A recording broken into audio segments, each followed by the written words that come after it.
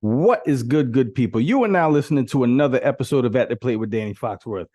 I am your humble narrator, Danny Foxworth, and on this episode, it's not going to be a whole lot of ML. Well, actually, it's going to be no MLB talk on this episode. So, what I'm going to do, I'm going to give homage and just do a brief oral history of the home team, which is I live in the Charleston area, so Charleston Rainbows / Charleston Riverdogs. But I'm gonna go just just to set it up. I'm gonna start a little bit earlier. So professional baseball in Charleston goes back all the way back to the late 1800s. So you started with the Charleston Seagulls, which then became the Charleston Palmettos, which was the Charleston or the Charleston Pals for short.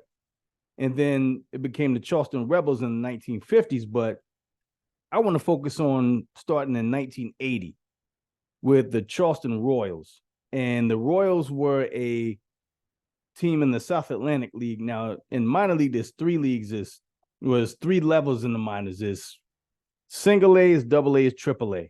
Charleston has always been a single A squad. So South Atlantic League, or the Sally League, is what they called it back in the 80s.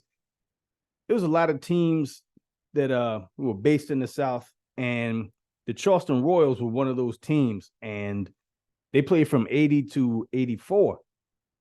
Back then, the teams really didn't have a lot of identity in terms of having a specific local feel to it. All of the team names were basically the names of the MLB clubs that they were affiliated with. So we had the Charleston Royals, then you had the Columbia Mets, you had the Spartanburg Phillies, you had the Florence Blue Jays, which eventually became the Myrtle Beach Blue Jays, and you had the Sumter Braves too.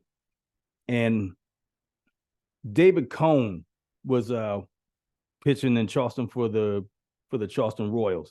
And one of my favorite things, I think I said in a previous episode, was the fact that when you see these MLB stars and you get to literally see them start their professional career in Charleston, that's the coolest thing to me. That the Charleston Royals were just a tad bit before my time.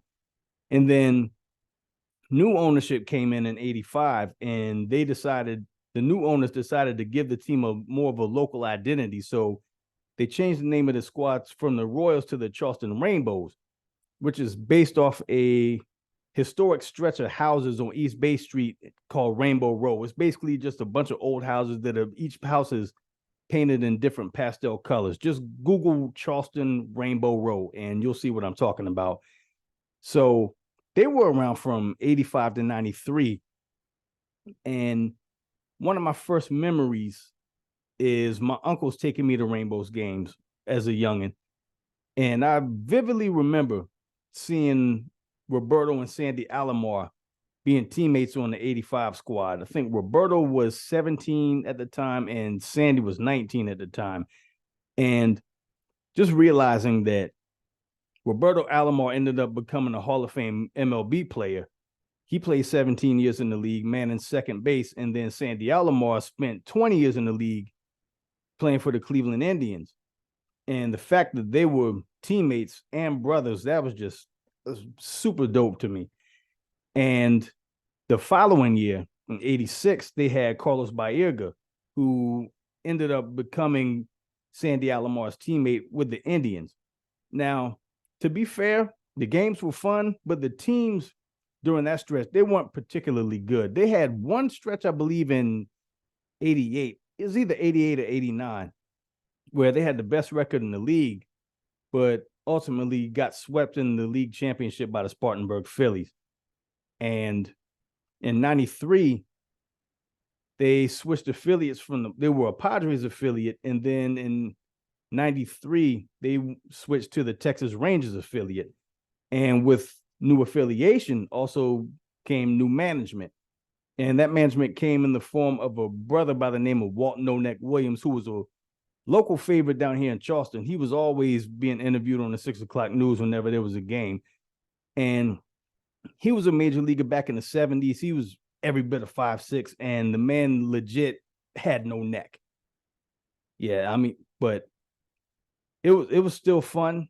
I used to still have fun going to the Rainbows games, even when they switched affiliations, because this was right around the time when I became a Rangers fan. So I had more of a vested interest in these games now, aside from the local factor. But then another ownership group came and bought the team in 93. And then eventually they changed names again and became who they are now, the Charleston Riverdogs. And with this new team, with this new regime, they were playing at College Park at the time, and this stadium is extremely outdated. This was in 94, but the stadium was built in 1938. So we're like, look, we need a new ballpark. The fans need this too. And so they made a deal with the school that the school is close by, is called the Citadel. And the area that they were looking at to build the new ballpark, that land was property of the Citadel. So the Citadel said, look, we'll allow you to build the land on our property under two conditions. Number one, you allow our college baseball team to share the ballpark with the Riverdogs. And number two, you give us ownership of the old ballpark. And the Riverdogs said, done deal. So they built the new ballpark on the banks of the Ashley River. They broke ground in 94. The ballpark, Joe Riley Ballpark, opened up in 97. So they shared the ballpark with the Citadel college baseball team. And then the old stadium, College Park, the Citadel uses that to this day as a practice facility. And then in 94, in 97, whenever they opened the new ballpark, they switched affiliates again to the Tampa Bay Rays. And this is when I really got invested in the team, because there was a lot of heavy hitters that came through there that ended up being in the major leagues. Like, I remember seeing Josh Hamilton play for the Riverdogs in 98, and Carl Crawford played for the Riverdogs in 2000, and BJ Upton was there, I believe, in 2002. And Rocco Baldelli and Fernando Tatis Sr. And it was a good amount of players that came through Charleston that ended up going to the majors and having some pretty solid careers. And then from 97 to 2004 was the Rays tenure. And then in 2005, they switched affiliates and became a New York Yankees affiliate. They were a Yankees affiliate from 05 up until about 2021, I believe. No, 2020. And so, again, seeing the Yankees prospects, I got to see. Speaking of the going back to the Rays prospects, I forgot to mention my all-time favorite Charleston Riverdogs player, who was Delman Young. He was a absolute monster for the Riverdogs. And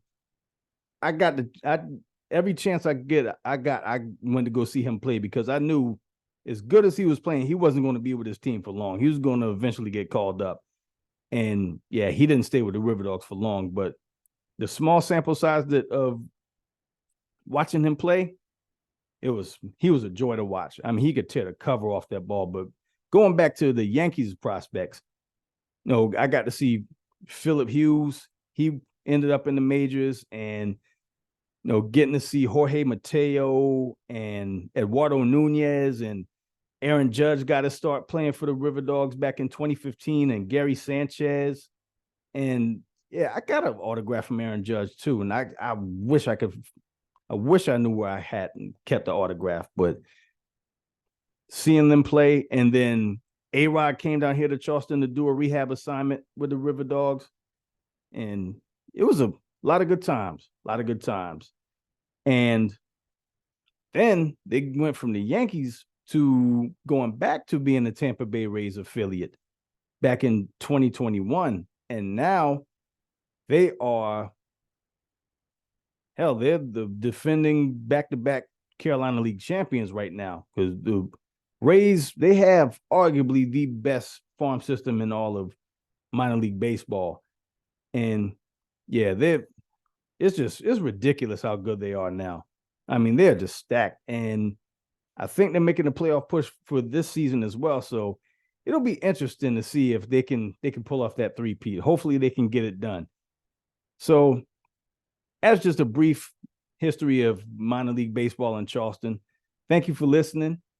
Make sure you download and subscribe and like At the Plate with Danny Foxworth. And make sure you subscribe to my YouTube channel.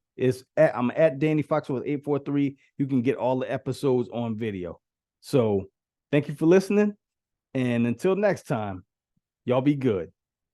3 strikes.